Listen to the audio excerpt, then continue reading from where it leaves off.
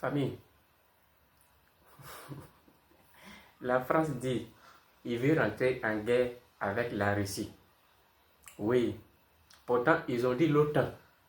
Ils n'ont pas pu. La France lui seul, il décide de rentrer en guerre avec la Russie. Que prochaine fois ils vont louper la Russie. Famille. Et ils pensent que c'est le bunker de Laurent Gbagbo. Là, ils vont venir dire que non, ils ont tapé Laurent Gbagbo.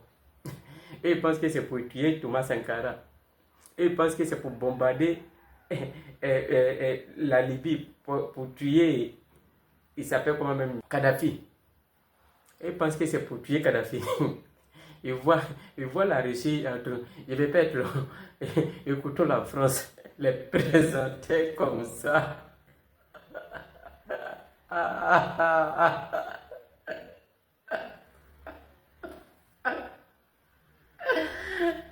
My God. Vous pensez que la Russie c'est l'Afrique. Il est plus dur pour que vous puissiez aller attaquer la Russie. Allez, mes amis, on va pas être là-bas et dit que nous, c'est vers l'Afrique qui mérite. Là-bas.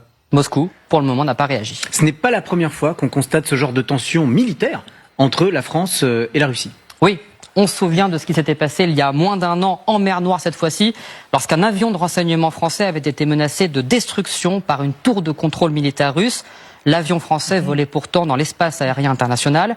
Quelques semaines plus tard, autre incident, toujours au-dessus de la mer Noire. 3 avions militaires français, cette fois, avaient été interceptés par un Sukhoi russe qui leur avait sommé de quitter la zone immédiatement. Là encore, les appareils français volaient dans l'espace aérien international. Les 2 incidents en étaient restés là. Mais pour Xavier Titelman, ces manœuvres d'intimidation sont clairement le signe de l'escalade avec Moscou.